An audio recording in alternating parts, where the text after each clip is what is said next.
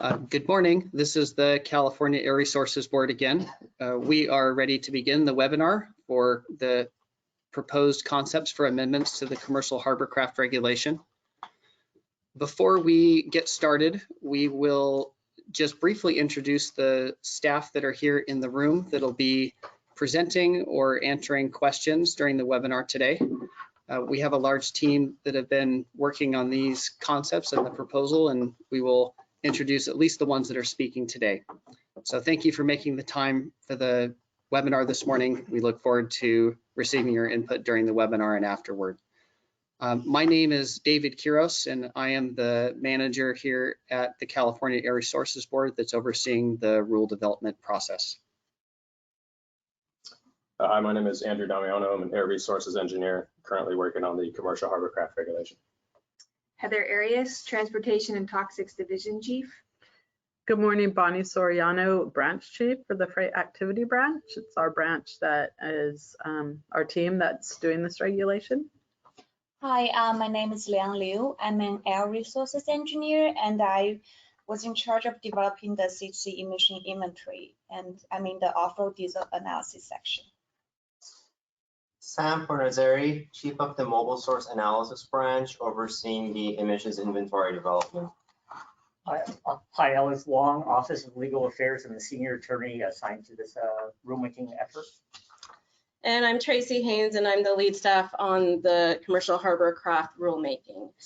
And with that, I'll go ahead and get started on our presentation. So this webinar is an overview of the proposed amendments for, the proposed concepts for amendments to the Commercial Harborcraft Regulation. And you can find a link to the slides on the first slide shown, and you can also find the slides and the proposed concept documents by navigating to the main Commercial Harborcraft webpage and click on the blue button that says View Webinar Materials.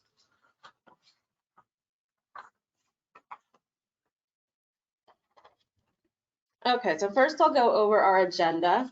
Our first item is going to be to go over our proposed concepts. So I'm going to go through our slides first, and then we'll take questions. So you can submit questions at any time through the webinar, through GoToWebinar, but we will not be actually answering any questions until we complete the presentation. Our next item will be a presentation on the emission inventory update, and then we'll have another round of questions on that portion of the webinar. We also want to note that this webinar is being recorded, and we will be posting it on the Commercial Harborcraft webpage.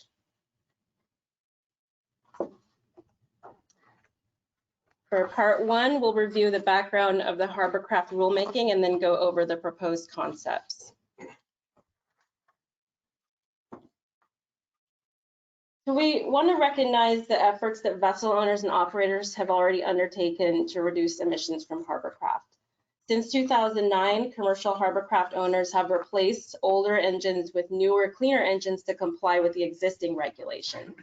Some harborcraft owners that are not subject to in-use requirements have also voluntarily replaced older engines with newer, cleaner engines. And a lot of those engine replacements have been funded by CARB's Carl Moyer program, which is administered through the local air districts. Despite the progress made, there's a need to further reduce emissions from harborcraft. Staff proposed in the March 2018 board hearing to reduce emissions from harborcraft as one of several actions additional to state implementation plan actions that are intended to achieve reductions in community health risk, attain regional air quality standards, and mitigate climate change. The need to include harborcraft in these actions was determined by staff's scoping evaluation of port emission sources, which showed that harborcraft is still the third highest contributor to near source cancer risk near the ports of LA and Long Beach.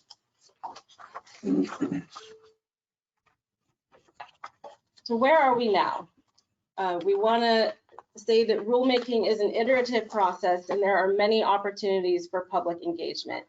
Our first public meetings were held in December 2018 in Sacramento and Long Beach. And around that time, we also began work with Cal Maritime on their feasibility study and distributed owner-operator surveys in early 2019 to collect information on vessel engine costs and activity. Today, we're presenting our refined concepts and preliminary emission inventory methodology. And then next, we'll develop draft regulation language and a preliminary cost analysis, which we plan to present along with an emission inventory update at workshops that are planning to be held this summer. And then we anticipate taking our proposal to the board in mid-2021.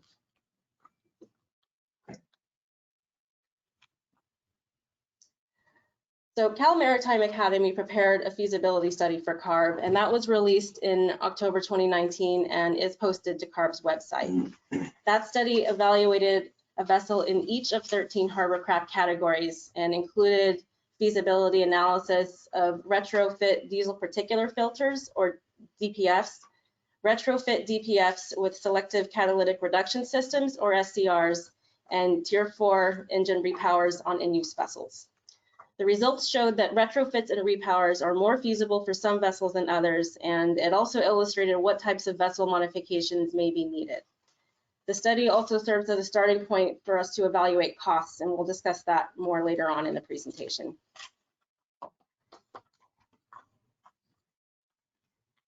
Now we'll go through the proposed concepts. We posted the proposed concepts last week on February 27th, so they're available on our website, as we stated. There are 3 documents that are posted as a single document. The first document contains proposed concepts for cleaner combustion, zero emission, and advanced technology. The second document contains proposed concepts for operational, reporting, and compliance requirements. And the third document contains a list of staff questions for stakeholders. We are seeking feedback on these concepts by March 31st. And as previously stated, we do plan to develop draft regulation language prior to our summer 2020 workshops.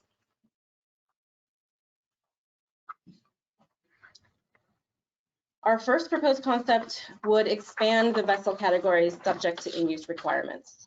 Currently, the vessel categories subject to in-use requirements include ferries, excursion vessels, crew and supply vessels, barges that do not meet the definition of ocean-going vessels, and tugs and towboats. Our proposed concepts would still include these categories, but then would add charter fishing, which includes all sport fishing, all barges, pilot vessels, research vessels, workboats, and temporary replacement vessels. We want to clarify on which barges would be added. Those would typically be petrochemical tanker barges that are over 400 feet and 10,000 gross tons. Vessel categories that would continue to not be subject to in-use requirements include commercial fishing, historic, military and Coast Guard vessels, emergency vessels and recreational vessels, and also ocean-going vessels, which are regulated under separate control measures.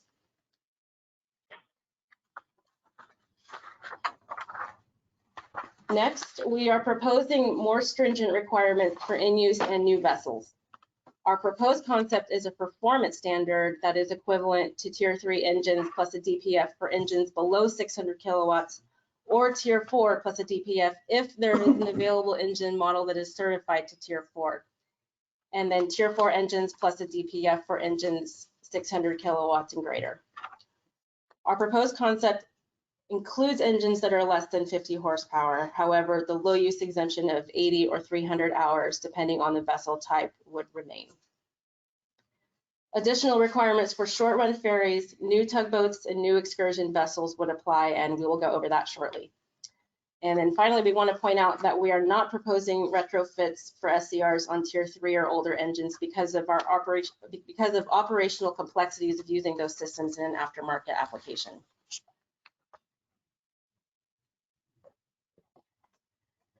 We are proposing multiple pathways for meeting the performance standard, and these include repowering or rebuilding engines to Tier 3 or 4, plus installing a CARB-verified Level 3 DPF, installing a Tier 3 or Tier 4 engine certified by US EPA with a DPF from the original equipment manufacturer, and we want to note here that we are referring to DPFs that are part of the EPA certified engine, or demonstrating that vessels meet the performance standard during normal operation another way, which we'll discuss more on slide 14.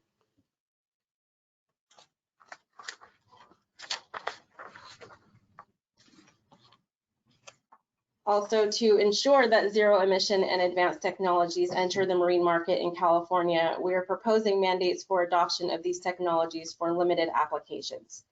For new tugs, we are proposing to require enhanced efficiency diesel electric starting in 2025, for which we would expect some emission reductions beyond conventional technology.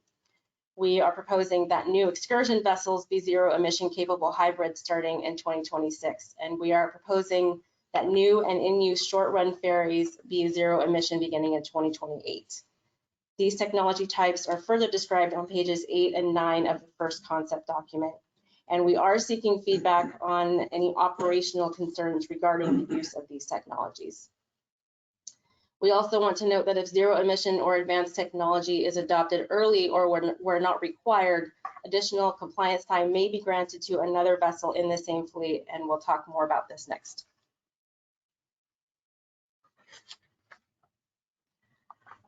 So now we'll talk about compliance extensions. The existing regulation allows for compliance extensions under certain circumstances, including if there is no suitable engine replacement. There is currently no limit in the existing regulation for the number of annual extensions allowed. However, no one is currently requesting annual extensions because the technology required by the existing regulation is available and feasible. Our proposed concept would modify the no suitable engine replacement provision to allow up to 2 extensions of 3 years each beyond the initial compliance date for most vessel types subject to in-use requirements. To get an extension, the vessel owner would need to submit a technical analysis to CARB showing a lack of feasibility and also submit a financial analysis to CARB showing a lack of ability to pay for a replacement vessel. After 3 to 6 years, the vessel would need to be replaced if there is still no feasible pathway to achieve the performance standard on the existing vessel.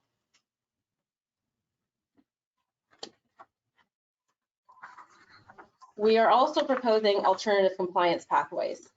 The existing regulation contains a pathway called Alternative Control of Emissions, and we are proposing replacing this with the Alternative Compliance Pathway, or ACP. This would allow 2 options that would be available to vessel owners. One would be to use an alternative technology or combination of technologies to achieve greater or equal emission reductions as the Tier 4 plus DPF equivalent standard. And the other would be to adopt zero emission or advanced technology where not required, and then be eligible to receive additional compliance time for another vessel in the fleet as long as it operates in the same air basin as the new advanced technology vessel, because we want to be sure that clean vessel projects are not increasing emissions elsewhere. We also want to point out for the second option that the emission reductions achieved by the advanced technology vessel would not necessarily have to be equivalent to the emissions that would result from delaying compliance of another vessel, but the goal of this option would be to incentivize the adoption of advanced technologies.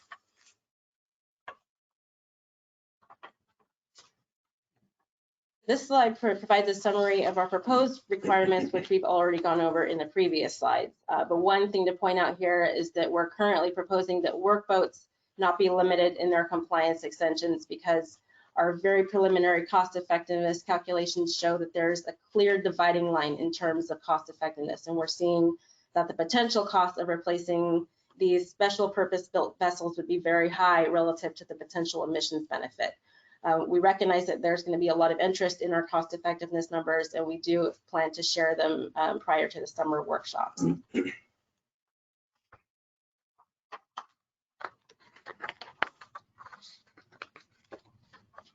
Okay, so the next 4 slides summarize our proposed in-use requirements and implementation timeline for vessel categories that would be subject to in-use requirements. Generally, we establish the order of our proposed compliance dates by evaluating the emissions per vessel in order to reduce the greatest amount of emissions first. And we did this by aggregating the impact of engine tier, engine size, engine activity, and load factors. So the first group of compliance dates would cover vessel categories that are not covered by in-use requirements in the existing regulation. And essentially, these vessels would be required to catch up to the existing requirements for currently regulated in-use categories. These include workboats, research vessels, pilot vessels, tanker barges, and charter or sport fishing vessels that still have Tier 0 or Tier 1 engines. These engines would be required to repower to Tier 3 or 4 or equivalent. And the proposed compliance dates for these vessel categories would occur between 2023 and 2025, depending on the engine model year as shown.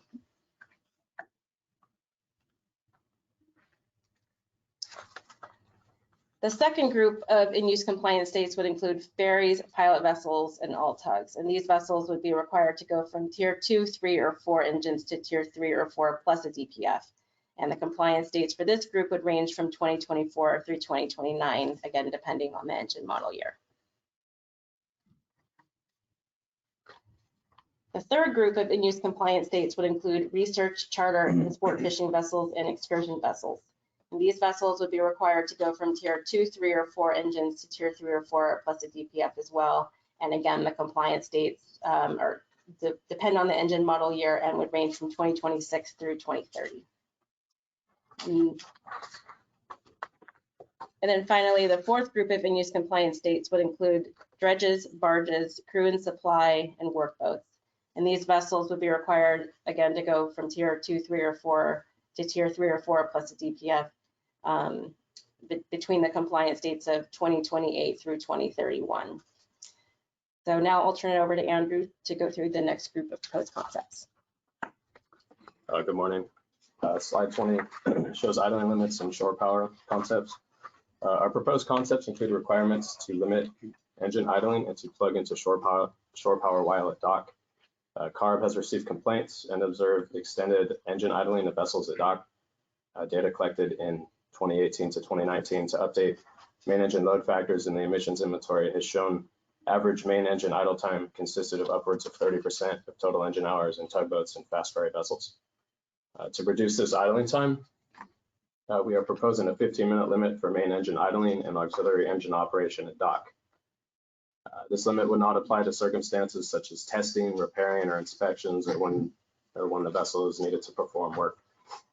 For example, staff is aware that tugs must have engines running while in standby mode. We are also proposing a requirement for hovercraft to use shore power at dock. We understand from our 2019 surveys that many vessels already routinely plug in. We are looking for stakeholder feedback on this proposed requirement, both technical considerations and cost implications. Specifically, we would like to know from facility operators what their shore power capabilities currently are for visiting hovercraft. Slide 21. Slide 21 deals with facility infrastructure. These proposed concepts are intended to accelerate the adoption of zero emission and advanced technologies. These technologies will require infrastructure to support their use. Therefore, we are proposing that facilities would be responsible for installing and maintaining shore power infrastructure to support the power requirements of visiting vessels, usually 110 or 220 volt power. Based on our preliminary analyses, most facilities already have this infrastructure installed. Vessel owners would be responsible for installing and maintaining necessary infrastructure to support zero emission vessel operation. However, facilities would be required to allow vessel owners to install the necessary infrastructure for their operations. We recognize this is an area where there may be complex issues. Therefore, we are seeking feedback on these proposed responsibilities. Slide 22 deals with facility reporting requirements. The proposed concepts contain reporting requirements for both facilities and vessels. Facilities are not required to report under the existing regulation. However, under the proposed concepts, facilities would be required to report vessels renting, leasing, or contracting a slip for 30 or more days. The purpose of this requirement is to increase compliance within the vessel reporting requirements. Vessels are currently required to report, but we estimate nearly half of vessels in the state that are required to report are not reporting. How this would work is facilities would report vessels through CARB's new electronic reporting system, which will be operational before the amended regulation takes effect. Then CARB will check its database for the vessel and conduct any follow-up or enforcement with the vessel owner or operator directly. We are not expecting facilities to become involved with CARB enforcement activities. We recognize this requirement could potentially place an administrative burden on smaller facilities with minimal staffing. Therefore, we are seeking feedback on how we could limit this requirement only to larger facilities. Slide 23. Vessel reporting and identifiers. Vessels are currently required to report to CARB only periodically, such as after actions are taken, such as repowering engines or compliance deadlines are approaching. Under our proposed concepts, this would change to an annual reporting requirement. Our intention is to ensure that CARB's records are current so that we can effectively implement the regulation. In addition to making reporting an annual requirement, we are proposing a few changes to the information required to be reported. New information would include the percentage of time a vessel is used in each potential vessel use category, new owner contact information when a vessel is sold, engine tier and model year, and the quantity of diesel exhaust fluid consumed if the engine is equipped with an SCR system. We are also proposing a new requirement for vessel identifiers. This would be similar to existing labeling requirements in CARB's off-road regulation, the large spark ignition fleet regulation, and the transport refrigeration unit regulation. The purpose would be to create a common identifier for all vessels in California that are subject to the commercial hovercraft regulation. There is currently no common identifier for all vessels in California. DMV and the Department of Fish and Wildlife require some labeling, while U.S. Coast Guard does not require labeling. Vessel owner and operators would be responsible for affixing or painting CARB ID numbers. The public could help identify and report non-compliant vessels. Slide 24 deals with opacity limits. CARB has received complaints about smoking hovercraft in several areas of the state. There's currently no mechanism in the existing regulation that requires vessel owners to identify the cause of excess emissions and take corrective action. CARB regulations for on-road trucks and cargo handling equipment have inspection and maintenance programs and are subject to opacity testing requirements. We are currently conducting opacity measurements on hovercraft under a wide range of steady state and transient load conditions to inform appropriate opacity limits. CARB would like to extend a thank you to all of the vessel operators who are currently participating in this ongoing testing. Specific proposed requirements are still under development, including opacity limits, whether the requirement would be for main engines only or also include auxiliary engines, and frequency of testing that would be required. The opacity testing requirement would extend to engines of all model years and tiers, including low-use engines.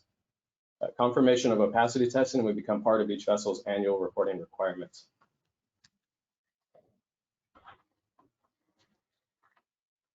Okay, so now we'll talk about our concept for a compliance fee. The existing regulation does not contain a fee provision, but we are proposing one in these concepts. CARB is authorized by the Health and Safety Code to adopt a schedule of fees to cover reasonable compliance costs. And the fee amount would be based on estimates of CARB personnel and equipment that are required to conduct implementation of the regulation. This includes tasks including processing facility and vessel reports, outreach with regulated parties, processing and approval of compliance extension requests, and statewide enforcement of the regulation.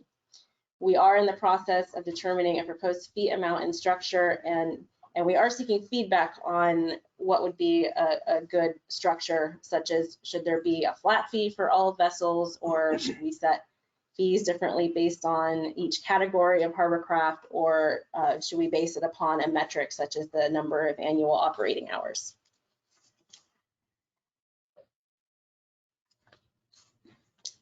Okay, and so finally, we want to repeat the concepts that we've presented are still under development, and we have a number of questions for our stakeholders. We do need information to further refine these concepts to ensure that the hovercraft regulation is aggressive yet feasible to implement. So on the last pages of the concept documents we posted, we have a list of questions that we're asking for feedback on. However, we are also open to feedback and information that is not included on that list. However, the critical question that we're asking is, based on these proposed concepts, how much would it cost your business to comply? And what other impacts to your businesses might result from these requirements? We want to stress that we really need quantitative data to guide our analysis. And we understand that there might be concerns regarding confidentiality of information, and we're also happy to discuss that.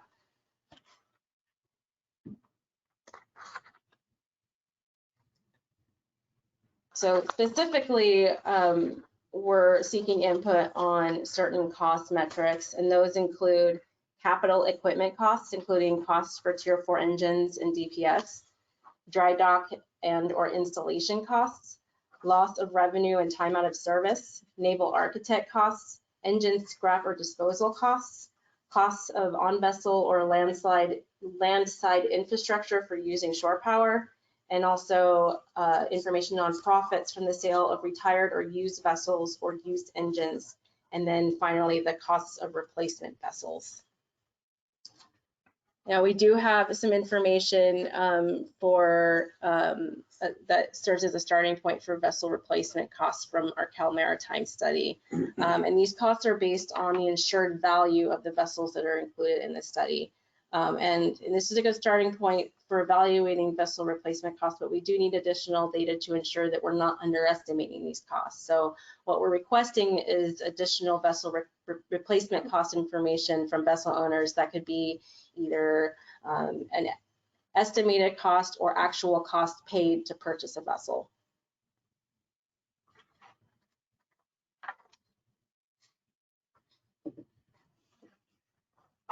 So now we want to ask for feedback on regulatory alternatives. And we originally asked for feedback on regulatory alternatives back in our December 2018 workshops, and we are still seeking this feedback. This is a requirement for the Standardized Regulatory Impact Assessment, or SRIA process. For the SRIA, we will evaluate the costs and benefits of the proposed regulation and also at least 2 alternatives. And these alternatives could be either more stringent than the proposal, but potentially at a greater cost, or less stringent than the proposal, but potentially with fewer emission benefits.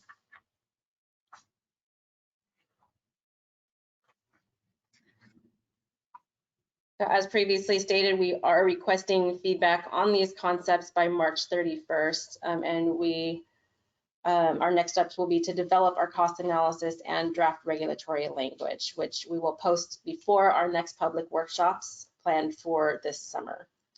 Those workshops will cover our cost analysis, draft regulation, and an emission inventory update. And again, we anticipate taking our proposal to the board in mid-2021. So this slide has our contact information, and please feel free to contact us at any time. We are also open to discussing these concepts further with any individual stakeholders or stakeholder groups that are interested in talking with us.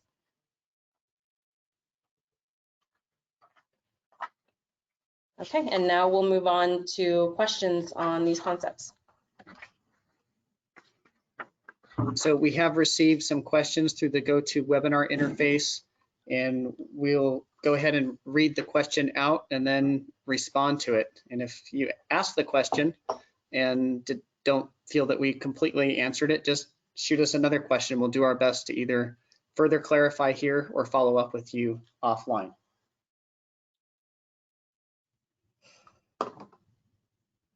So one of the first questions we received is, has CARB discussed the use of DPFs with the U.S. Coast Guard? There are fire risks with DPFs that will likely require additional regulations before they can be installed. Good morning, Christian. This is Andrew Damiano. Yes, we've actually been in contact with the U.S. Coast Guard Marine Safety Center in Washington, D.C. for the last couple of months. They're actually currently directly involved with 2 retrofit projects on California hovercraft. One is a push boat with a DPF plus SCR system retrofit, and the other is an excursion vessel with a DPF only retrofit. And these 2 projects are involving 2 different after treatment OEMs. So they are actually involved in overseeing these projects and making sure that the installations are done according to their design and building standards for steel vessels under 90 meters. And just adding to that, this is David Quiros. The DPF technology has been used widely in the on-road and off-road market, and we recognize that for hovercraft operating in California, DPFs have largely not been used. In the on-road applications, they have been very robust, and we have extensively looked into their performance efficiency as well as lack of increased risk in causing fires of any type. So we recognize that Marine has some specific applications and perhaps approval requirements with the U.S. Coast Guard that Andrew just mentioned. So we're making sure that we work cooperatively with them to the greatest extent possible.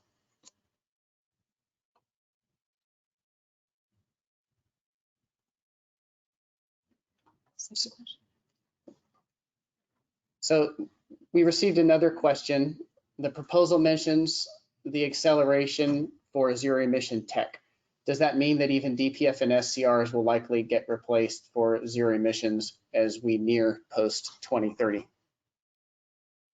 Well, our proposal does mandate zero emission for a few vessel types and applications, as we indicated back in one of the earlier slides. So it would only be a requirement under these proposed concepts for those particular vessel types. But we are encouraging the adoption of zero emissions where it is possible for other vessel types, but it won't be a requirement for those vessel types.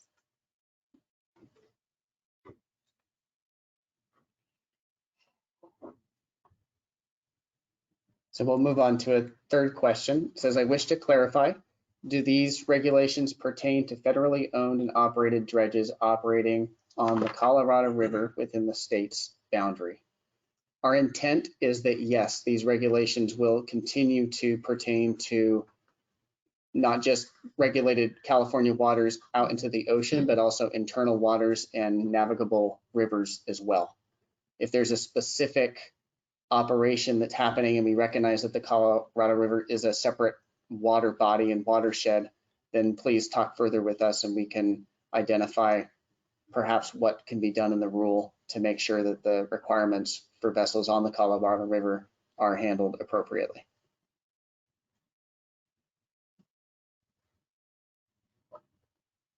So we received a question about ferry vessels, or it's maybe more of a statement that they're not usually insured to their full value.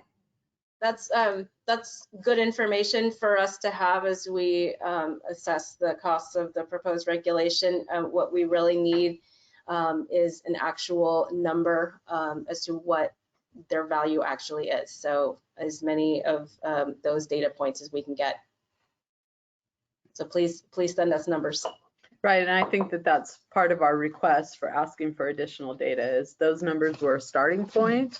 And it sounds like that we could use some additional information there. Yes.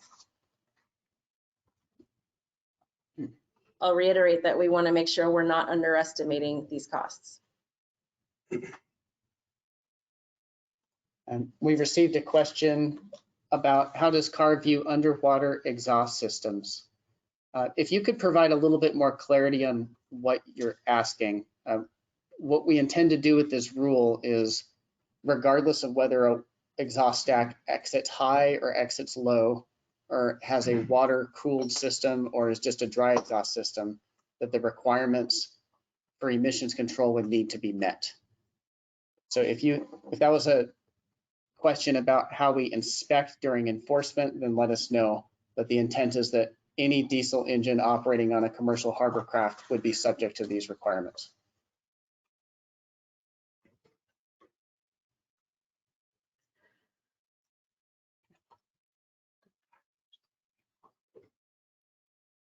We received a series of 6 questions and 1 question regarding the charter and sport fishing requirement. So we'll answer some of them now, and then some of these questions we'll likely need to follow up with our incentive funding groups and get back to you. So I'll read the first 2 questions, then we'll answer those and then go on to the other ones. First part is, please define charter fishing boat.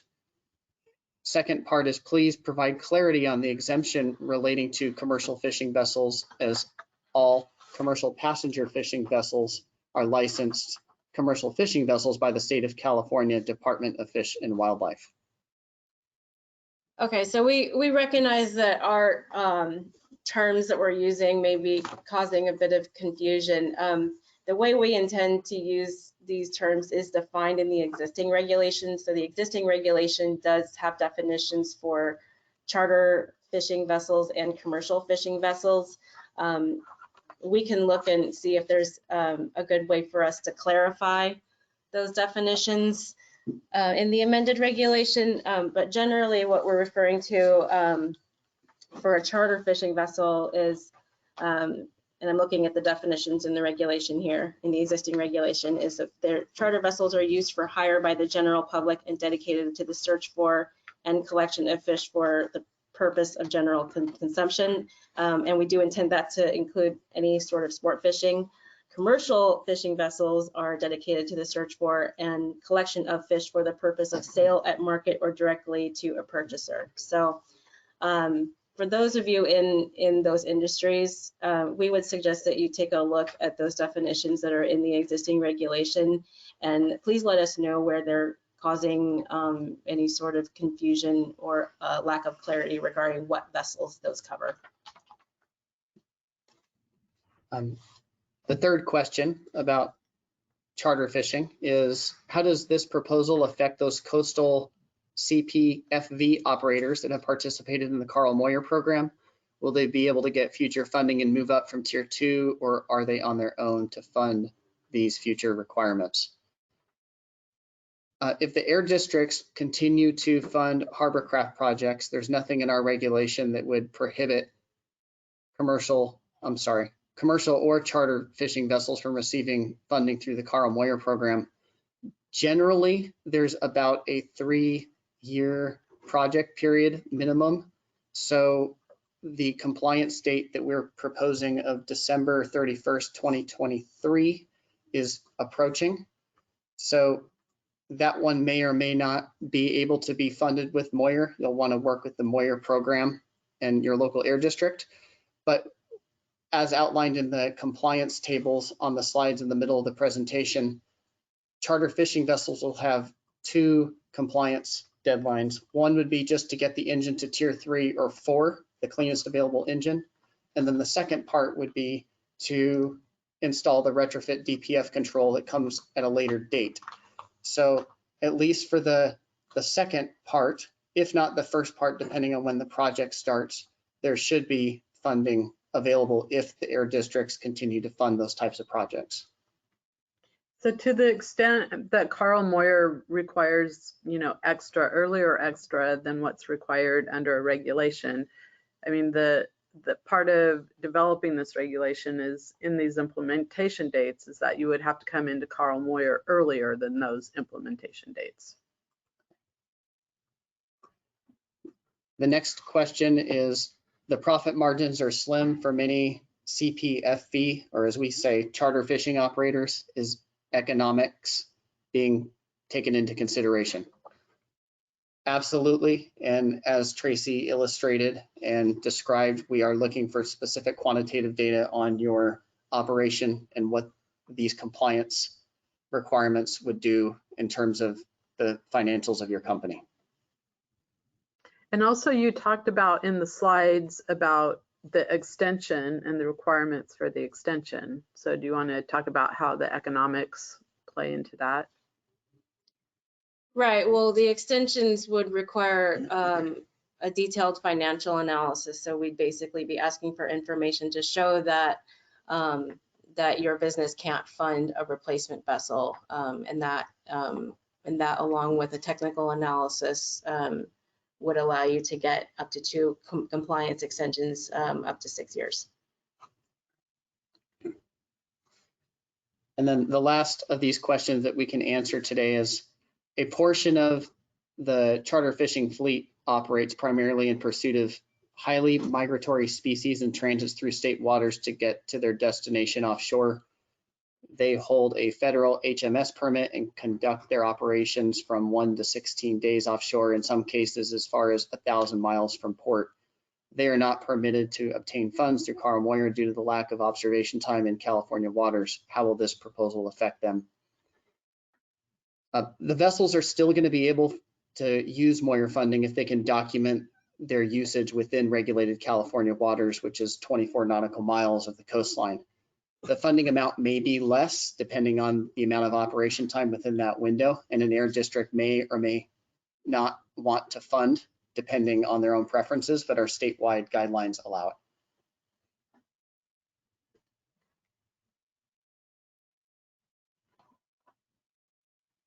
And Ken Frank, you asked a 6th question that we'll get back to you offline. We'll have to circle back with our Moyer group.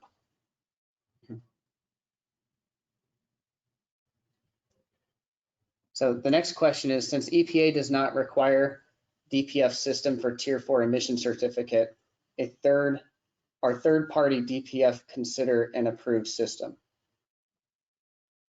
So if we go back to slide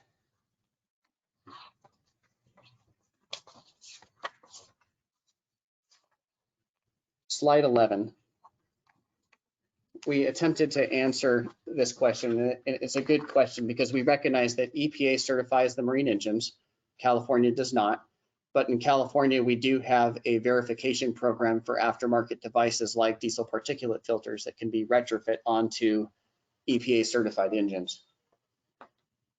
So one pathway to achieving this performance standard is to use an EPA certified engine as they're being certified today, tier 3 or tier 4, and install a CARB verified level 3 diesel particulate filter.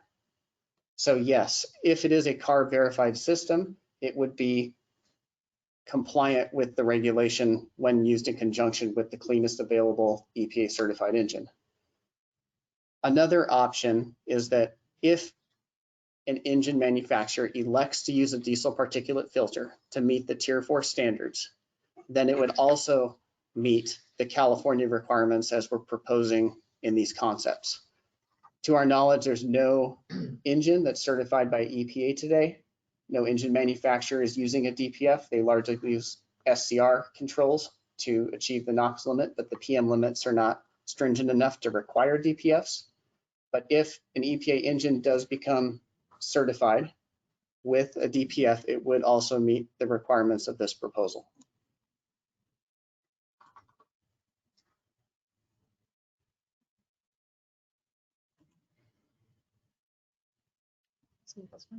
So next question is, submission of cost metric data by March 21st, 2020 may not provide adequate time for development of this data. Will CARB extend this date? Our requested date was March 31st, and regarding the extension of the time? So I think we can offer some flexibility for individuals who, have plans to submit data to us. If you contact us on an individual basis, we can't really just keep, an open-ended deadline for submitting this data, because we do need to put some significant work into our cost analysis and into our regulation language using the data that we're collecting. But please go ahead and reach out to us regarding your specific situation.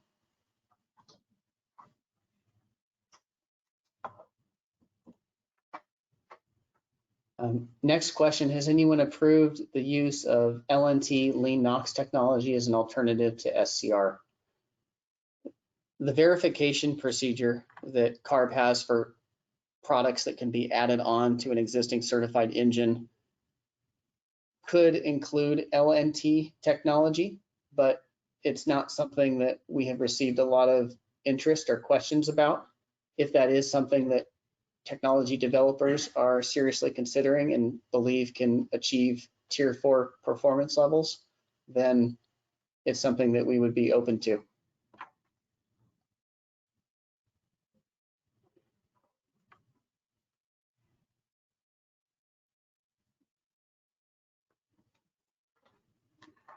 So next question, is a 6-pack charter fishing boat considered recreational? And I think we are understanding that to mean 6-passenger charter fishing vessel. Our existing regulation has a definition of what a recreational vessel is, and there is a passenger limit as well as a vessel limit. And our understanding is that if the vessel is capable of only carrying 6 passengers or fewer and weighs less than 100 gross tons, then it is recreational. We're open to modifying the recreational definition as necessary for the purpose of this rule.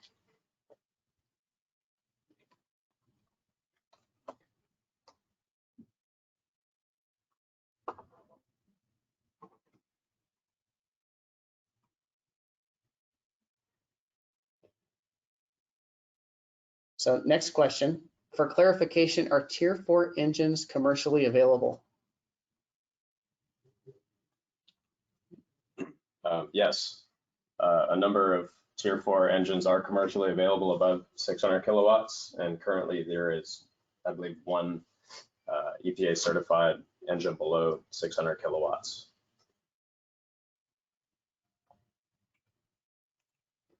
Okay, next question.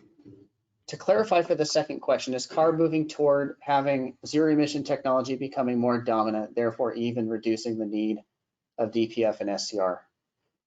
So when we created these concepts, we recognized that investments have already been made in cleaner engine technology under the current rule and wanted to be sensitive to asking for additional investments if there is going to be a zero emission option in the future.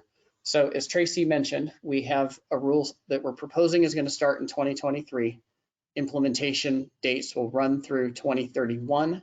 And for some vessel categories, we can give up to a 6-year compliance date. So between 2023 and 2037, the concepts that we've outlined here are all the zero emission requirements or zero emission operation requirements that we're anticipating through 2037. We're not saying that there might not be a future rule into the future that would be more aggressive to require zero emission. That said, if there's zero emission opportunities sooner, we would like to include them in the current regulation. So let us know if our zero emission mandates are too narrow or can be strengthened in any way.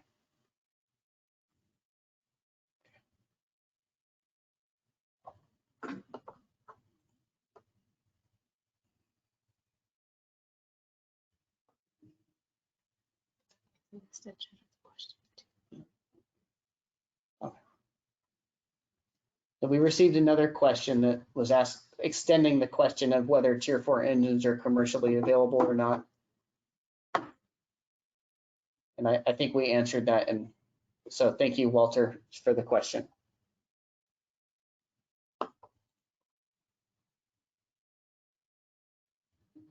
So next question is, I don't see a lot, if any, A or B verified DPF built for marine engines and not many for newer Tier 3 or 4 engines. How does A or B address this unavailability?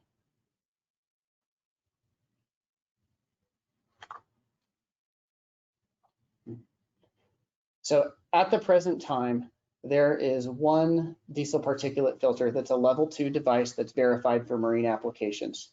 We're working with a number of technology developers that are holders of existing verifications for the on-road and the off-road market that are interested in entering the marine space once this regulation creates a financial market for them. So we're working with them, and there are some demonstration projects that are either just starting to begin that are funded through initiatives like the Technology Advancement Program through the San Pedro ports in LA and Long Beach, as well as through other avenues across the state.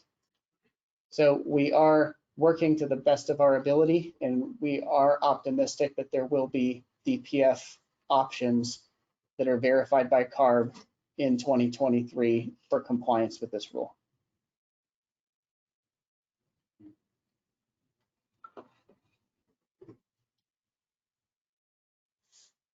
Next question, is CARB pushing engine manufacturers to develop affordable Tier 4 marine engines? Yes, CARB has actually been working directly with some engine manufacturers to let them know about our hovercraft regulatory rulemaking, to let them know that there's going to be another market for them to enter into. However, it's slow coming. A number of Tier 4 engines above 600 kilowatts, like I mentioned earlier, have already been EPA certified by CAT.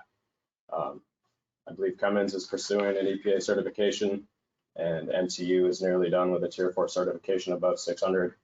Below 600, like I mentioned before, there is one European engine manufacturer, Baudouin, who has a marine engine that is Tier 4 certified down to approximately 450 kilowatts. So next question. So there's a statement that vessels are insured to their current value, not replacement cost. similar to our previous response, let us know what the replacement cost is. Specifically, what is the cost going to be to build a new vessel that complies with the requirements that we've outlined below?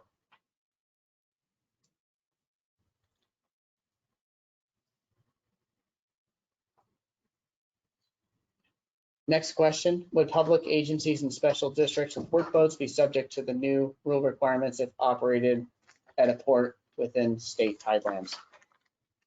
Answer would be yes under these proposed concepts. Next question.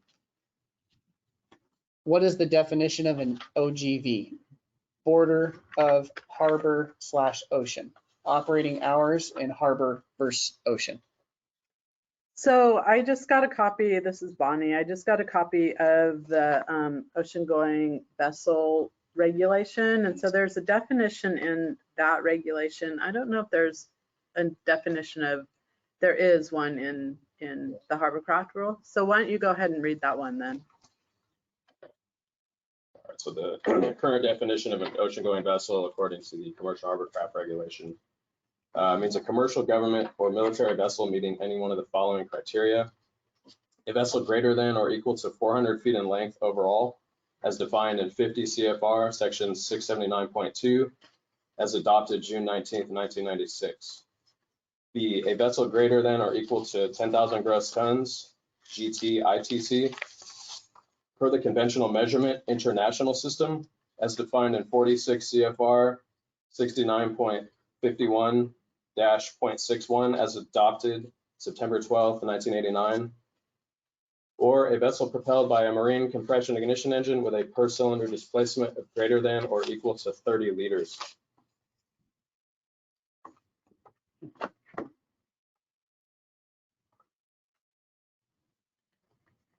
Next question. Are there any exceptions or exclusions being proposed with the expansion of new regulations? Yes, they're outlined on slide 9 of the presentation today. If you go to the concept document that we posted, it's on page 18 of the second document, the second of 3 documents. We do have a section on applicability and exemption, so that does list our proposed concepts for which vessels would be exempt from all provisions of the existing regulation, as well as the in-use requirements only. So we'll continue to go through the questions in the list. We have about 10 more minutes before we're going to turn control of the webinar over to our inventory development group. But keep asking your questions if you have them, and we'll do our best here. So the next question is that the current cost of a zero emission 90 kilowatt vessel auxiliary is in the neighborhood of $250,000. Will there be funding assistance for costs of implementation? There are a number of incentive programs like the Carl Moyer program that we mentioned previously. There's also opportunities through the AB 617 funds. There's opportunities through the Volkswagen Mitigation Trust Fund and potentially other local funding sources as well.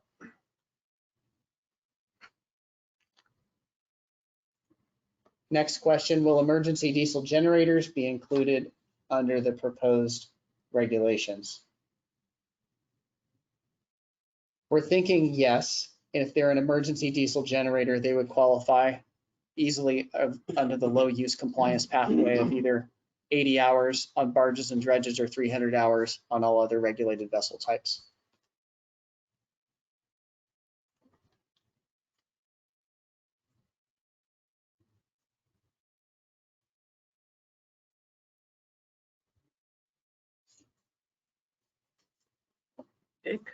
It could be, do you want to read? So the next question is, will the rules include requirements for in-service field emissions testing? And If yes. if yes, will CARB be stating the specific provisions that must be provided to support such testing? I think this might refer to opacity testing. You know, what are going to be the requirements for opacity testing?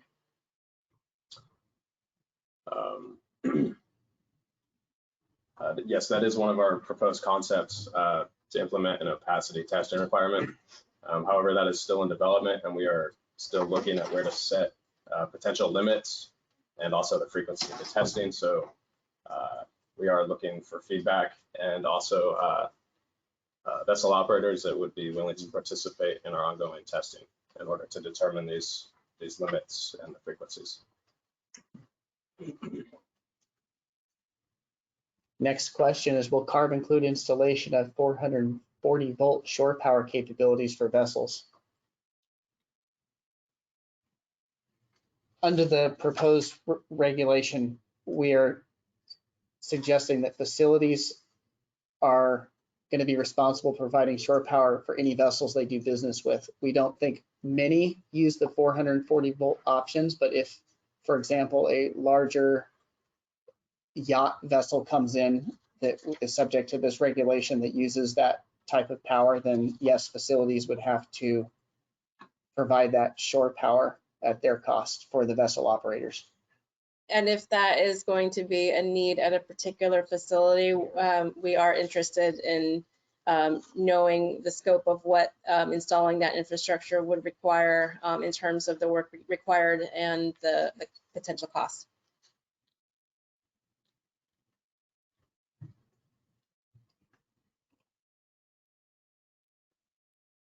The next question is that diesel engine OEM has advised the Tier 4 standard is unavailable in engines less than 800 horsepower. Would the Tier 3 standard suffice for proposed upgrade? Our intent is to provide the cleanest available certified engine. We recognize that the Tier 4 standards only apply for engines that are over 600 kilowatts, which is about 805 horsepower. However, we are aware that there are some engines certified by EPA as Tier 4 that are rated below 800 horsepower. So if within the horsepower subcategory or the horsepower range, a Tier 4 engine is certified by EPA, our proposal is that Tier 4 would be required. Tier 3 would suffice for everywhere below that.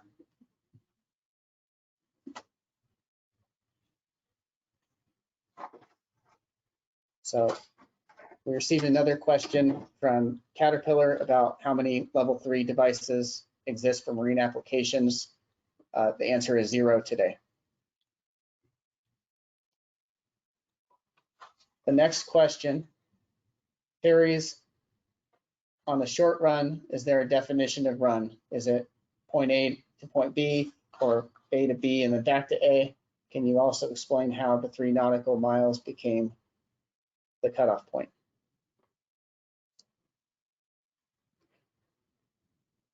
This is an application where we're still under development on exactly what ferries would meet this definition. We do recognize that there are some short runs and ferries may not be on a dedicated route, but there are some circumstances where we know that there's a single ferry that's going from A to B to B to A and back and forth across a river or a small body of water.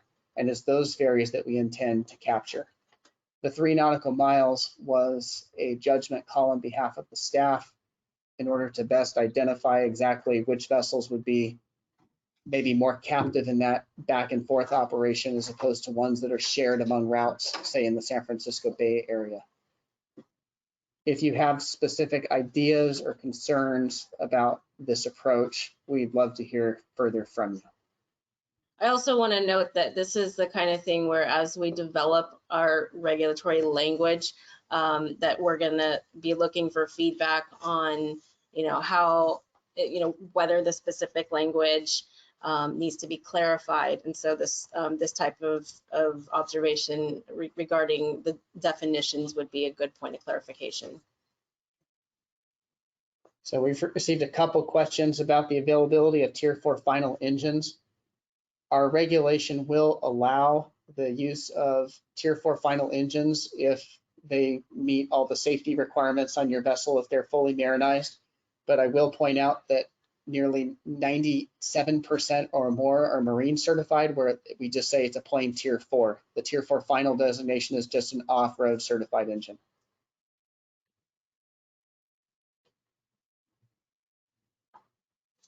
So there's a question about clarifying whether If a vessel is in a category cannot comply with the repower retrofit, would the vessel need to be replaced to continue operating in California?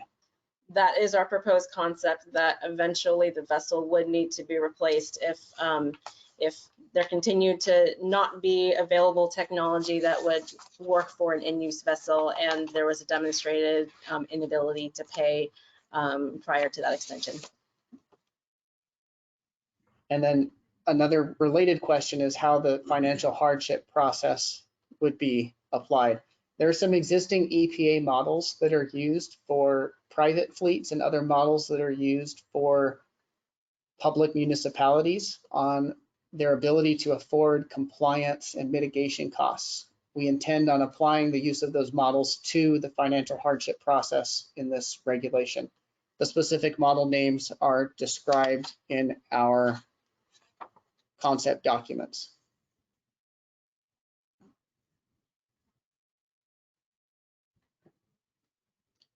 So we will take a couple more questions and then we're going to turn control over to the emission inventory group. So for those of you that have asked questions, we will get back to you if we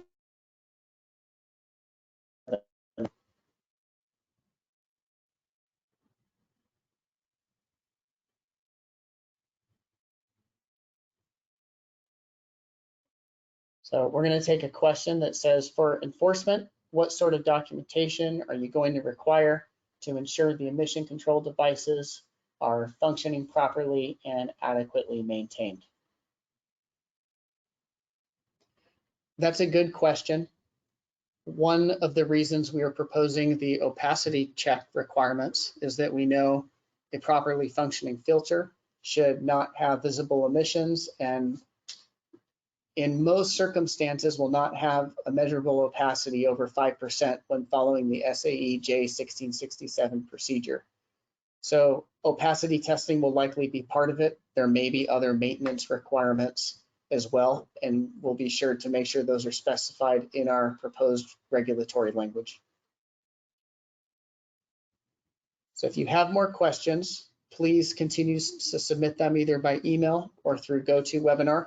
We will get back to you. At this time, we are going to move on to the emission inventory overview, and then we'll take questions on the emission inventory first, and then if there's time, we'll circle back to answering questions about the overall regulatory requirements. So I'm going to turn control over to Liang Liu, who will pick up the presentation from here. Hi everyone, my name is Liang Liu, and I will give you an overview of the preliminary methodology and results of the CHC emission inventory that was used to support the REC development. Here is a brief history of the CHC emission inventory in CARB. So in 2007, CARB developed the first emission inventory model based on a CARB conducted survey. In 2010, the model was updated with the CARB reporting data for the first time since the regulation requires the reporting in 2009. And a decade later, we have made major updates in the emission inventory model. Most model inputs have been updated with reporting data for the last decade and also other resources we have collected from our stakeholders. We updated the baseline population, engine activity, engine population and activity growth rates, and turnover rates and load factors. And emission factors have also been updated with US EPA certification data and also from the emission measurement data that we have collected with our stakeholders. So here is a general overview of the emission inventory methodology. The emissions are calculated using the engine population times the engine rated maximum horsepower and times the load factor, which is the ratio of the in-use horsepower to maximum horsepower, times the average activity in annual hours, times the emission factor in gram per horsepower hour. And also we added a fuel correction factor, which accounts for the difference in emissions between CARB and federal diesel, since we use the emission factor measurements from the US EPA certification data. I'll talk about each of the input in detail in the following slides. So first is the baseline population. So we received CARB reported data that are over 1,900 CHC engines by February 2019. However, Coast Guard has a record of over 3,600 vessels, and we scaled up this vessel population from our reporting data to account for those non-reported CHC vessels. We did not directly use the U.S. Coast Guard data because they do not contain like enough information such as the engine type, engine horsepower, engine activity data. That's why we use the CARB reporting data and scale them up to match the U.S. Coast data. So here is a methodology for our scaling method for CHC vessels in Port of Oakland and Richmond. Because the ports have a very comprehensive inventory, we did not change the reported population for these two ports. And for all ferries, ATB tugs, and pilot boats, since CARB has worked closely with industry to identify the exact amount of the vessels, the reported population also stayed unchanged for these vessel categories. For vessel types that could be matched between the reporting data and the U.S. Coast Guard data, we scaled up the vessel by vessel type. These include the barges, commercial fishing vessels, tugboats, and research boats. For the rest of the vessels, we scaled up the reported population by location. For the top 7 ports with vessel population over 100, population was scaled at port level, which includes San Francisco, Port of LA Long Beach, San Diego, Port Eureka, Fort Bragg, Newport, and Santa Barbara. For all the other ports, the population is about like 300 remaining vessels. The population was scaled to match the remaining U.S. Coast Guard reports. And so we acknowledge there's uncertainty in the scaling up of the vessels. So if you have more comprehensive vessel like information, please let us know. And we are seeking feedbacks in this part. And here for population growth, we based our population growth projection on historical data. So this figure shows the main engine population growth in Port of LA and Long Beach for the past decade. You can see that after 2010, the population almost seems relatively flat, even though the freight movement is increasing. So for the future, we assume there's no population growth except for ferries in San Francisco, because we have received information from San Francisco Bay Area Water Emergency Transportation Authority, WETA, in their 2016 strategic plan. They stated that the ferries in San Francisco will increase by 3 to 4 times from 2018 to 2035. Again, if we are seeking feedback, so if you have more data to support the different growth rates, please let us know. We'll share our information at the end of the presentation. So for population turnover, it was developed using the age distribution of the reported CHC vessels from 2015 and 2018. We select those most recent years because they have the best quality data. So this figure shows the age distribution of fishing vessels in 2018 as an example. You can see the vessel average age is 2 to 3 times older than the average engine age. In this model, we use the survival curves of CHC vessels instead of engines, because the discussion with industry shows strong trend towards rebuilding engines indefinitely instead of repairing them. So using the vessel survival rates would significantly increase average age over time. And so to develop the survival rates, we select 3 vessel categories: the ferry, excursion, fishing, and tugboats, mostly because of the small population of the other vessel types. There was not sufficient data to develop survival curves for those vessel categories.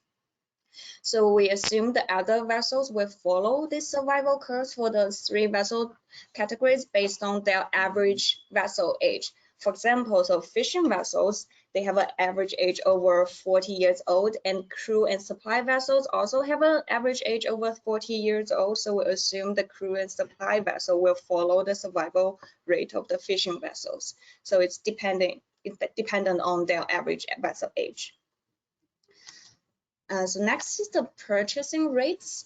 So the figure shows the purchasing rate for regulated and unregulated vessels. So for regulated vessels such as ferry, we assume purchasing up to 3-year-old engines. And the purchasing rates are developed using the average values for ferry, excursion, and tugboats. For unregulated vessels currently, like commercial fishing, we assume the purchasing up to 9-year-old engine. And so this data also are all based on the COP reporting data and based on our observation. Again, if you have, we are seeking feedback. If you believe you have more comprehensive information, please let us know. So next is the average annual engine activity. So it is mostly based on the COP reporting data. We have over 1,300 engines that have reported engine activity in annual hours here. And the annual operating hours of commercial hovercrafts vary greatly from like 200 to 2,000 hours. We assume constant annual activity in the future also based on historical trend. So next is the load factor, which is the fraction of maximum brake horsepower while the engine is running. So this table shows our updated load factors. The data source include the activity and the fuel reports to CARB, which we got like about 3,200 engines that have this information, and also from the engine control monitor ECM data from 34 engines, like including assist tugs, ATP tugs, high-speed ferries, and excursions from our stakeholders. The engine load factors for CHC range from 0.15 to 0.63. So the load factors are mostly lower than the load factors in the previous inventory, except for bunker and other budgets. So here for emission factors, emission factor is calculated using the 0-hour emission factor and deterioration rate. So for 0-hour emission factor is mostly updated with the US EPA certification data, and the deterioration rates was adopted from our previous 2010 CHC model. More details into the 0-hour emission factors. So this figure gives you an overview of the emission factors that by horsepower group and also tier standard. So for tier 0 engines, we adopted the general off-road emission factors because there are not enough tier 0 engines in the reporting data to develop the emission factors.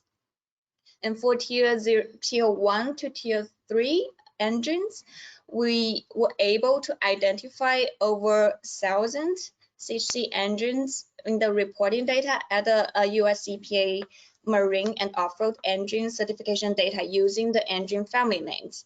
So we use the average of the emissions factors by tier standards of those 1,000 engines to develop the emission factor for the CHC vessels. And for tier 4 engine, because also limited tier 4 engines in the current reporting data, we use the average of the emission factor of all tier 4 engines in the current US EPA marine certification data.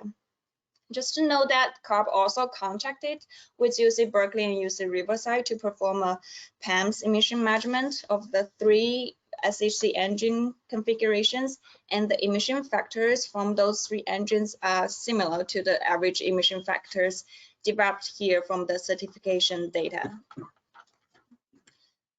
Here are some preliminary results of the CHC emissions, and here this figure shows the CHC emissions by vessel type. As you can see, the tugboats and commercial fishing vessels are top emitters for both NOx and PM 2.5. So in our data, the tugboats have the largest activity in terms of horsepower hours, and commercial fishing vessels have the largest population and also the oldest average age. Here is the statewide CHC emissions by L basin, and the San Francisco Bay Area and South Coast are the top 2 contributors for both NOx and PM 2.5 emission. It's mostly due to the large population of the CHC vessels, and the population is based on the US Coast Guard data. And here's a comparison between the current and our previous CHC inventories and for the statewide CHC emissions. So compared to the previous like 2007 to 2010 CHC inventory, this updated inventory that for both NOx and PM 2.5, the emissions are around 10% higher.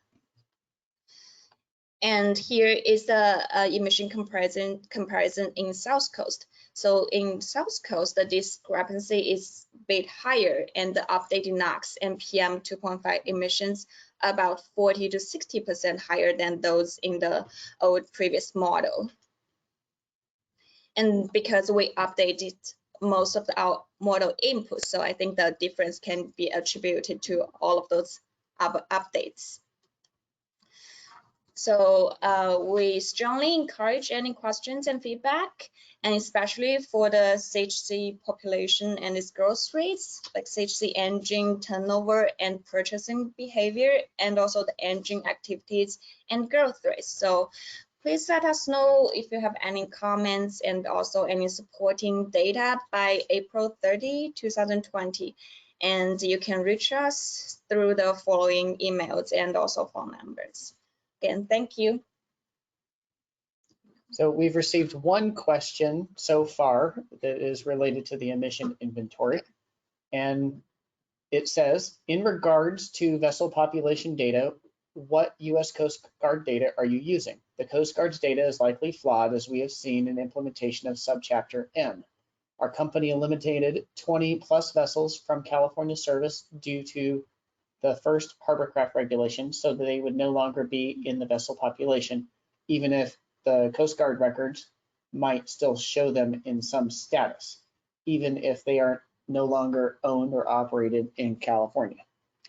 Well, that's very good information. So we obtained the US Coast Guard data from their website. So, but if you believe there's something wrong with their data, let us know. We can accommodate that in the future.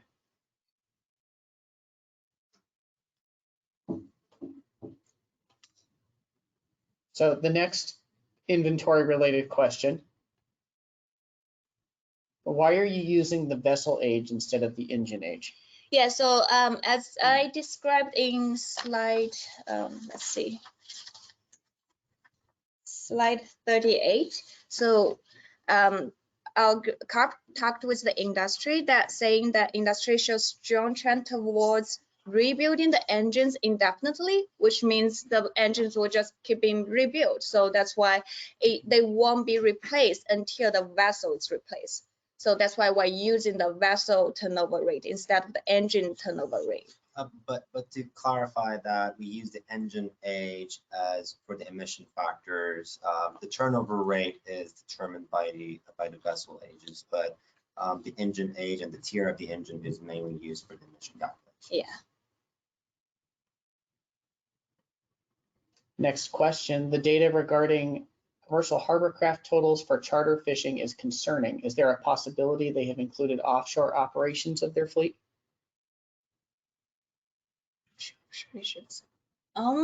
So the emissions are based on the CARB reporting data, based on the vessel population and also the the engine activity hours.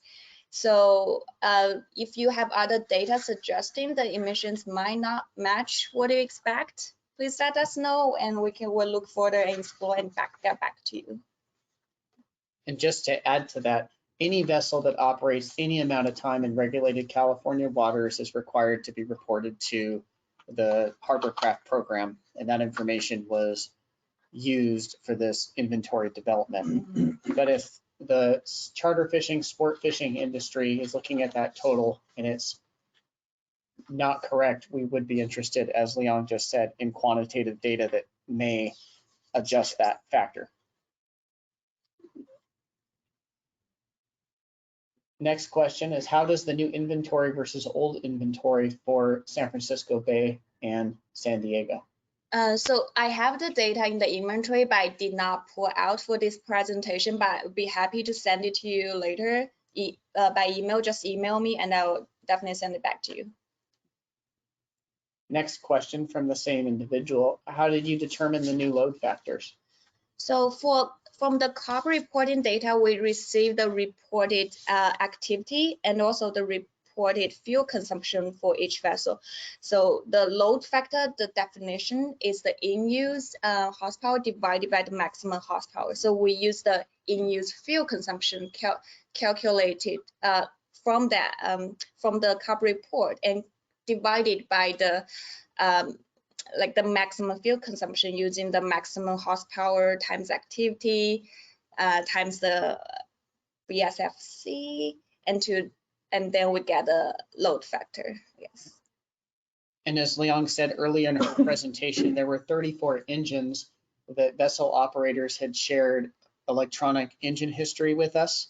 And for some categories, and this is just one of the categories, but for ship assist tugs, it was a very repeatable load factor across the state. So in addition to the fuel and hour use records for some categories, we used electronic engine records that resulted in a reduction in the load factor for that specific vessel type. So thank you for the operators that invested your time and resources in working with us.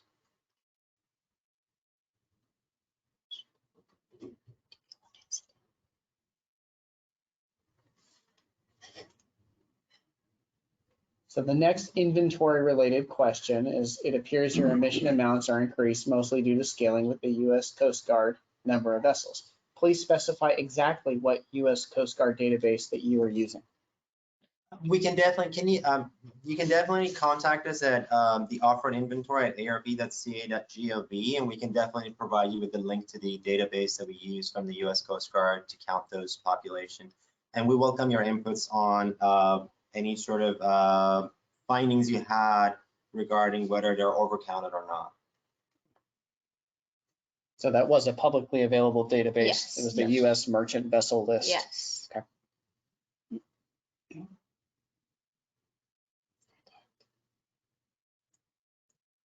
So these next two questions are about commercial fishing, and they're not exactly inventory related, but they were highlighted in the inventory slides. It says commercial fishing has high emissions, but is exempt from new regulations. And then why is that? So as Liang pointed out in her presentation, the emissions from fishing vessels are one of the higher types of harbor craft that contribute to overall emissions. But on a per vessel basis, because harbor craft, half of harbor craft are commercial fishing on a number of population, the per vessel emissions remain low. And we also, as part of our compliance reports, receive the percent of time reported within 24 nautical miles and the percent of time outside of 24 nautical miles. For that category specifically, a large fraction of emissions was outside of 24 nautical miles. There are also unique economic considerations that we understand only apply to the commercial fishing industry. If there are specific economic considerations in your vessel category, we would like to know the details both quantitatively and qualitatively.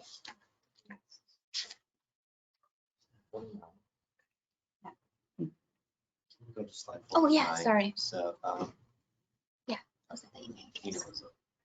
So there was a follow-up question asking for email addresses. So the contact information for both Liang and Corey, who oversee the emission inventory, is on that slide.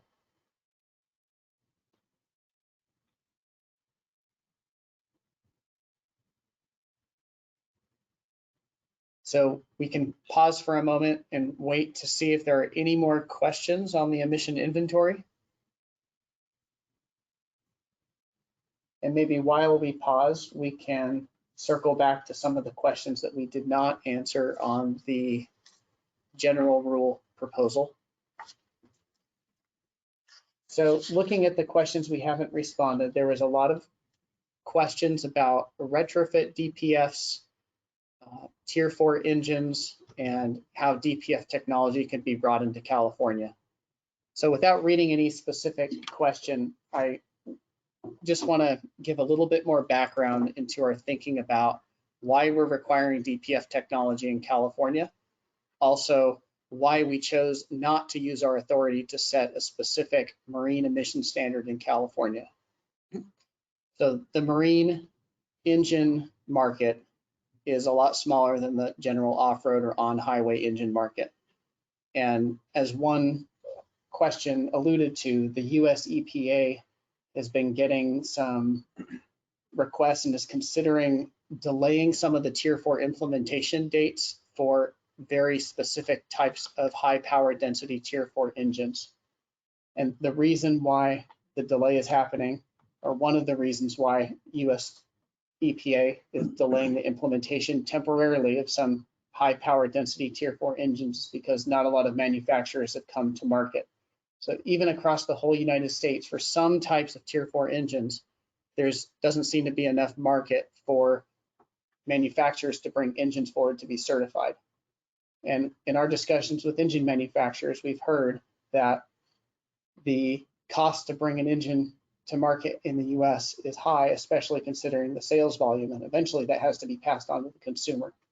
So in order to not further complicate the engine certification market for marine engines, we chose not to do something unique in California for the engine manufacturers, and instead continue to rely on the US EPA's federal certification program.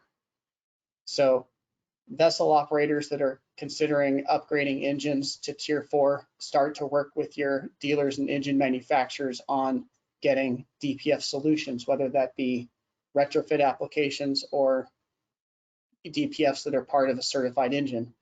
And we'd also like to encourage the engine manufacturers to start working with US EPA on getting DPFs installed on your Tier 4 engine platforms that would continue to meet the federal US EPA certification requirements, but also meet our performance standard in California. There is questions about whether we consider non-DPF solutions that would meet that same performance standard. Yes, we remain technology neutral, although we do know that a diesel particulate filter is capable of achieving a 0.01 gram per brake horsepower hour standard of PM. So we'll continue to use that as a benchmark in evaluating alternatives as to whether they can meet that same diesel performance standard.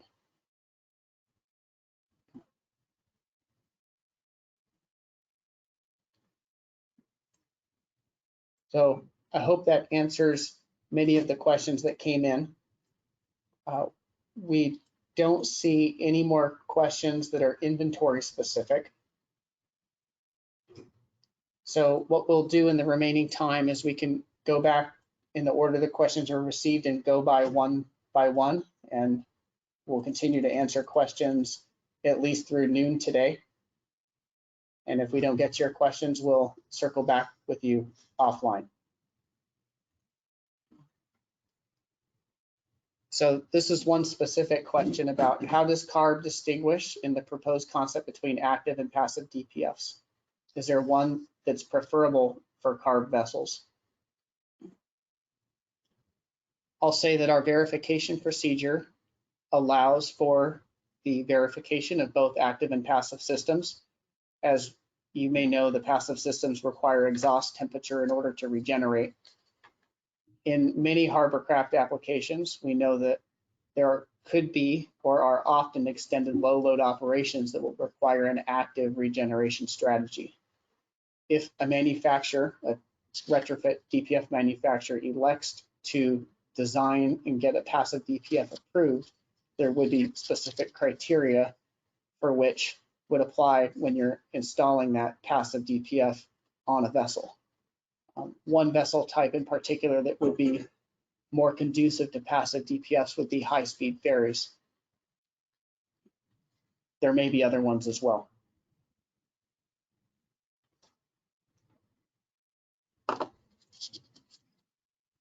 The next question is, can you expand more on the first line of the chart on slide 12?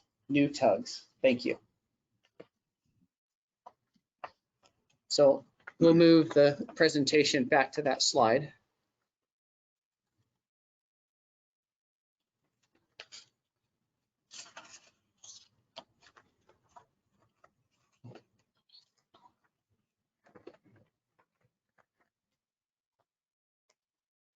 Okay, so while they look for the slide, this is regarding, on slide 12, we have a chart of our proposed mandates for zero emission and advanced technologies, and that includes enhanced efficiency diesel electric for new tugs beginning in 2025.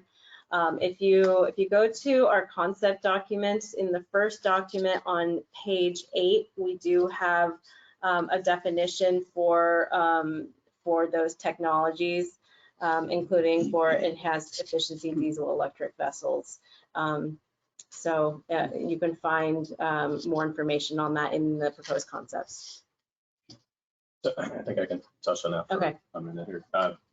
So new build tugs with highly variable duty cycles that can benefit from a combined diesel mechanical and diesel electric power take-in propulsion system like ship assist and escort vessels. That's what we're referring to. And new tugs would mean vessels built after the implementation of the new commercial hovercraft regulation, likely in 2023, thereabouts. So, all right. So next question is, the cost of onshore electric grid capability upgrades can exceed the cost of a zero emissions ferry vessel. Is this taken into consideration? That's the kind of information that we need for our cost analysis to ensure that we're not omitting or underestimating those types of costs. And we are aware that there are some operators potentially like yourself that are evaluating zero emission ferry vessels. So any cost information you have with us, please share it. Next question. Regarding infrastructure, is the responsibility to install/operate infrastructure systems on the slip owner of facility or both? Depending on whether it's for shore power uses or zero emission technology applications. So if it's for shore power 110, 220 or 440 volt, then that would be the responsibility of the facility owner operator. If it's for application of zero emission technologies on the actual hovercraft, then it would be the responsibility of the vessel operator to build the infrastructure there. But the facility owner operator would have to grant permission to the vessel operator to build the necessary infrastructure. Yeah.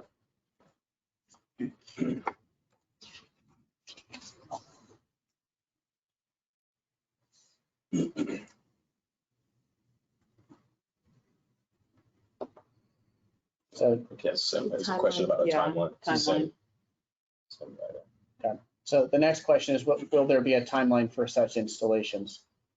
In our concept papers, we give a date when vessels will be required to plug in if operating engines at the dock more than 15 minutes. So the infrastructure would need to be available by that time, if not sooner.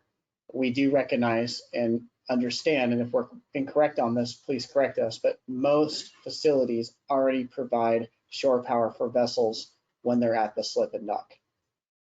And for those facilities that would need to install infrastructure, we are interested in understanding how long that process would take, and given our proposed implementation dates, in what time frame you would incur those costs.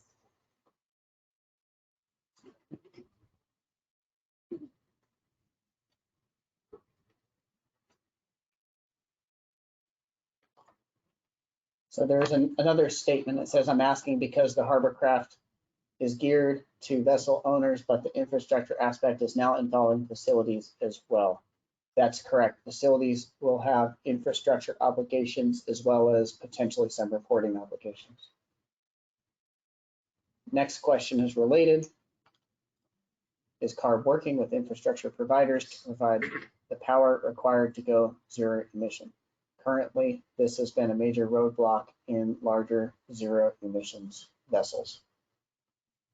The person that asked that question has left the webinar, but for the benefit of the others that are on the line, we will answer it.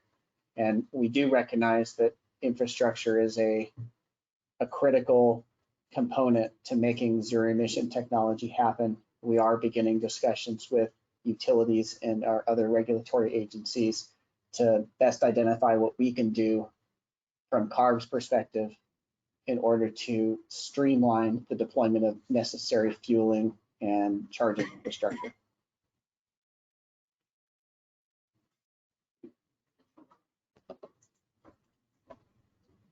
Next question is, where can we find a list of CARB verified level 3 DPF manufacturers?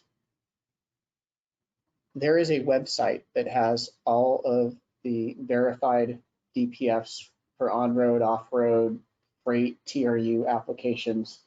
And we can share that specific link, but if you type into Google CARB verification procedure, one of the top results should be that list that will come up. So we'll follow up with you offline to make sure you have that link. As mentioned previously, there are no level 3 devices currently verified for marine applications, but there is a level 2 device.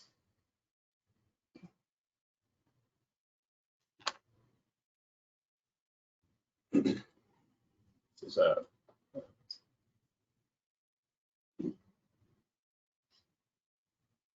We're just sorting through questions here. We will read and answer another one in a moment. all right, so there's a question from Caterpillar. It says, please clarify the existence of an EPA Tier 4 engine below 600 kilowatts. The EPA does not have a Tier 4 emissions tier for below 600 kilowatts, so how can an engine be certified?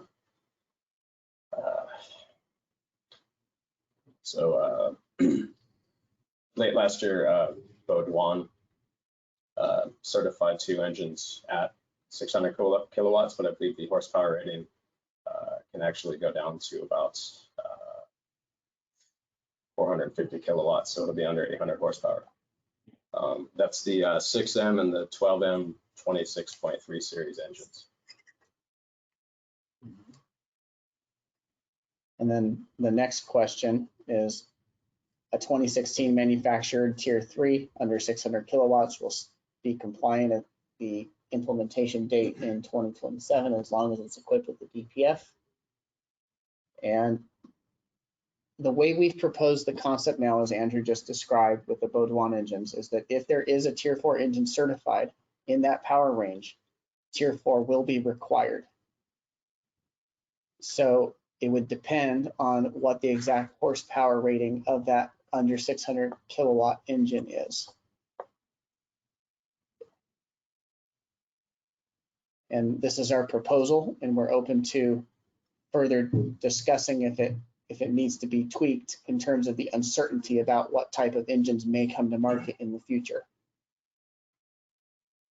I think we hear your concern that if you have a Tier 3 engine now and you want to take the next step to install a DPF to comply early, will you be compliant when your compliance date comes around? So thank you for bringing that to our attention.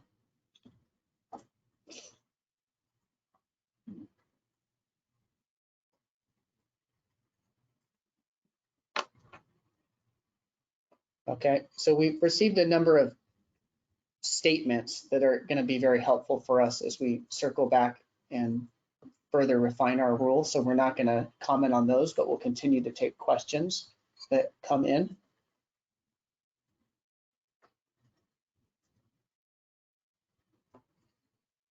All right, so here's another question from Caterpillar. It says, DPFs add additional exhaust back pressure, which can impact performance, reliability, and therefore a manufacturer's ability to warranty an engine.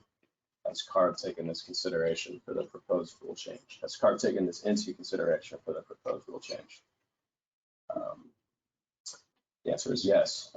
Like I mentioned before, the Coast Guard Marine Safety Center in Washington, D.C. is actually involved in the 2 ongoing DPF retrofit projects.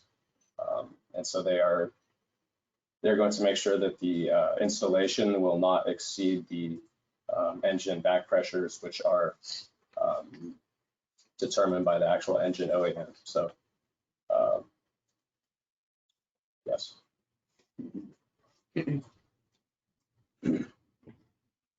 Next question. If an SF Bay vessel spends most of her time in the ocean, not inland waters, and has engines over 30 liters, would that qualify as an OGB and not be subject to these regs? Possibly. No, I think he's saying the entire engine displacement over 30 liters, but the engine would have to have a cylinder displacement of 30 liters or larger to be a category 3 to put it in that OGB category. So I believe the station boats that the bar pilots are operating are running Caterpillar 3508 engines, and those definitely do not have a cylinder displacement anywhere near 30 liters. So I believe the answer for that would be no. The one exception, as outlined in the current rule that we intend on carrying forward, is if there is an ocean-going tug that has a per cylinder displacement of more than 30 liters, it would still be subject to the harbor craft rather than the ocean-going regulation, ocean-going vessel regulations.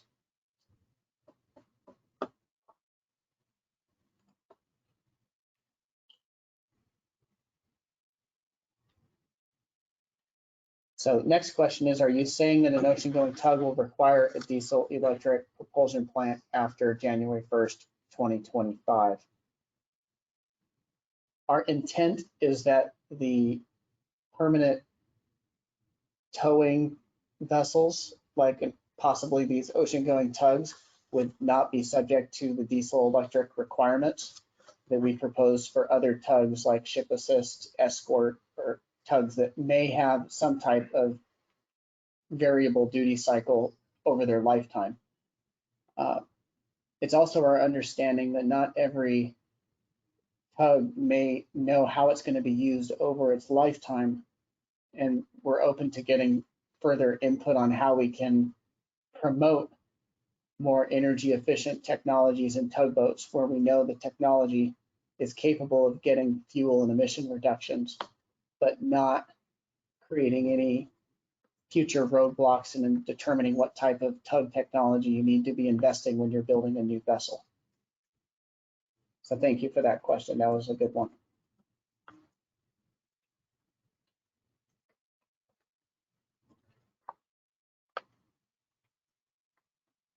Next question is, when will the next set of Harborcraft rules be approved and updated? Our anticipated board date is mid-2021, so that's a little over a year from now.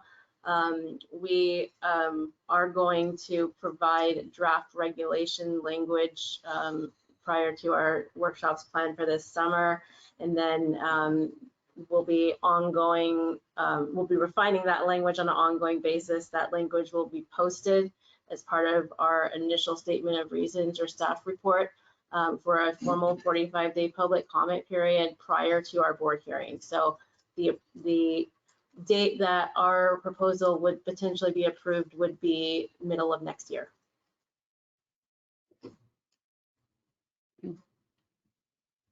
Next question, what would the process be in getting alternatives approved? So there are two processes that we have in mind. One would be something that is for a specific technology, similar to the way engine upgrade rebuild kits are handled as alternative complying technologies in the current regulation, where if there's an approved kit for rebuilding an engine or reducing emissions that's approved by EPA, we can say this technology will allow you to comply with a certain set of rules. The other approach is something that we've changed from the current provision of alternative control of emissions to something called alternative compliance pathways. And that would be where anything such as hybrid technologies, fuel strategies, fleet averaging can be considered. And we, as a unit, would be able to work with you on getting CARB executive officer approval. And there is a public review process that we're proposing to go along with that approval.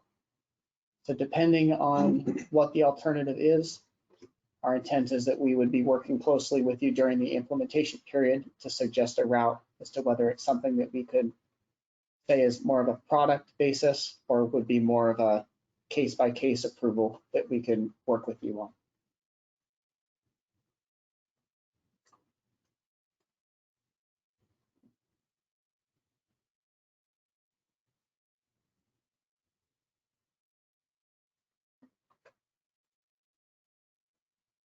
So the next question is, will R99 fuel be considered an alternative? That's a good question because some preliminary or laboratory tests on other types of engines have shown that there is some PM and NOx and life cycle GHG emission reductions associated with using renewable diesel as opposed to conventional ultra low sulfur diesel. We took interest in this about a year ago, and using internal testing equipment, portable emissions measurement systems, worked with a vessel operator in the Bay Area to perform some comparison testing. The results of that study are not final, and we're going to be releasing them as soon as we have data to share. But the results aren't going to be promising in terms of the levels of reductions and the magnitude of reductions that we need in order to protect public health and that we know are achievable using improved engine controls. So does that mean it could be used in combination with other technologies that would meet the equivalency requirements? Correct. Okay. So for example, it's not completely additive, but if a hybrid system gives you a 40% reduction and a fuel strategy gives you a 45% reduction, and we could potentially work with the vessel operators to show that together that's an 85% reduction and the equivalency is met. Okay.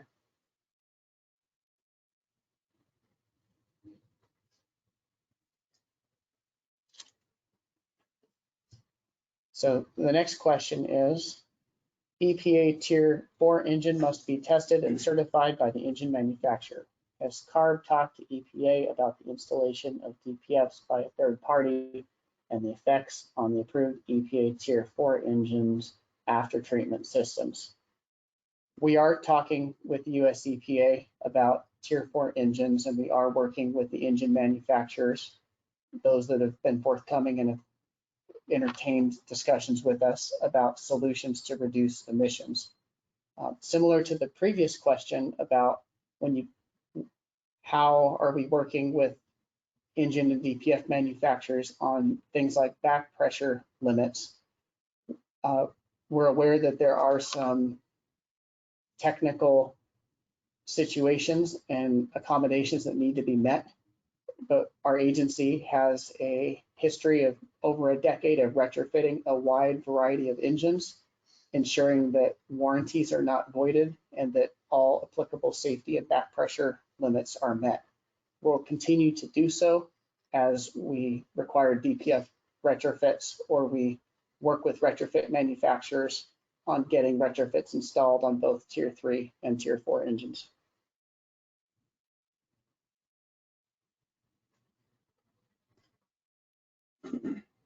So we don't have any other outstanding questions in the queue.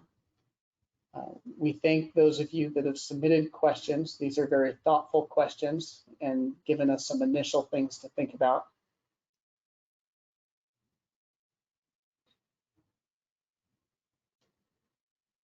If we didn't completely answer your question, we can stand by a few more minutes and wait for more questions to come in, but we will be wrapping this up shortly if we don't receive any further questions on either the rule proposal or the inventory.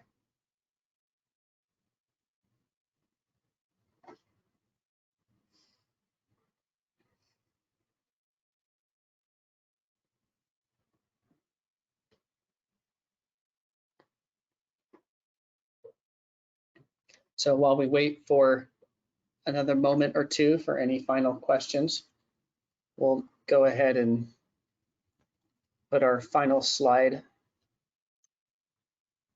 on the next steps.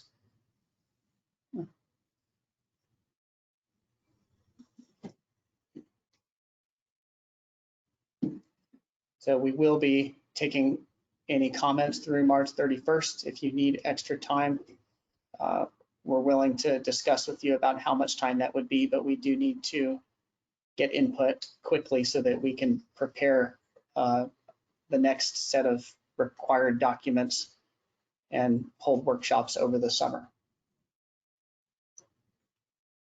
So a couple more questions have come in.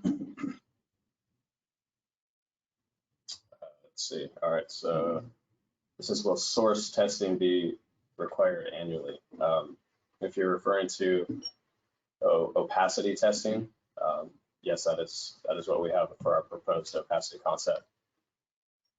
Just to clarify, our proposal does not include source testing, no.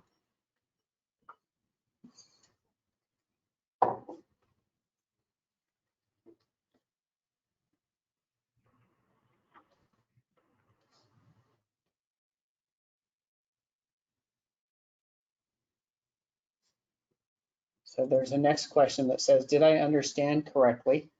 And there's nothing that follows. So if the person who asked that intended to say more, please do.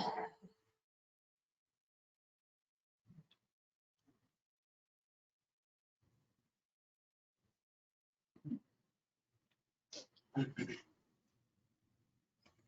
All right.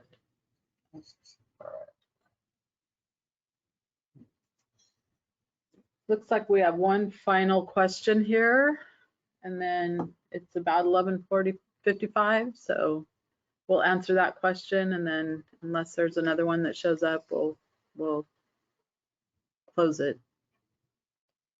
So if a tier 3 new vessel is built with a DPF-B compliance date, will they have to upgrade to tier 4 if the engine is available under 600 kilowatts? Good question. That did come up previously, and our intent is to require the cleanest available engines, and we will discuss internally on how we're going to implement that requirement in the context of being compliant ahead of schedule, which is something we want to encourage, and our incentive programs help do, but then also give more certainty to vessel operators once cleaner engines may become certified and available closer to the compliance date. So thank you for that comment, and to the other individual who raised that same question. And another question just came in. So who will be responsible for opacity testing? Will there be private certified test suppliers? What equipment is required for an acceptable test verification? So our initial thinking on opacity testing is carry over the working system that requires the SAE J1667 test that's used for on-road trucks and cargo handling equipment. We've been in the field over the last month with several operators performing those tests, and we aren't certain if we're going to be using that exact test procedure. The way we have it set up for the other regulations is that there are testers that are certified by an organization such as CDET, the California Council of Diesel Education and Technology, and either certified test companies or the fleets can do the testing themselves if they have that certification. We will ensure that all those questions are addressed as we have a more clear proposal on the frequency and the type of opacity testing that will be required.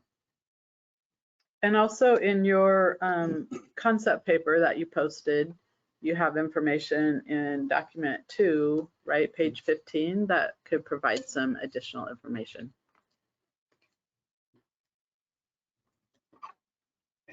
Okay, with that said, thank you everyone for your questions and your time and attention this morning. We look forward to hearing back from you before the end of March if you do have any input on the cost and the regulatory concepts. And the inventory group is requesting feedback a month later by the end of April 2020. So have a good rest of your day, and we'll be in contact. Thank you.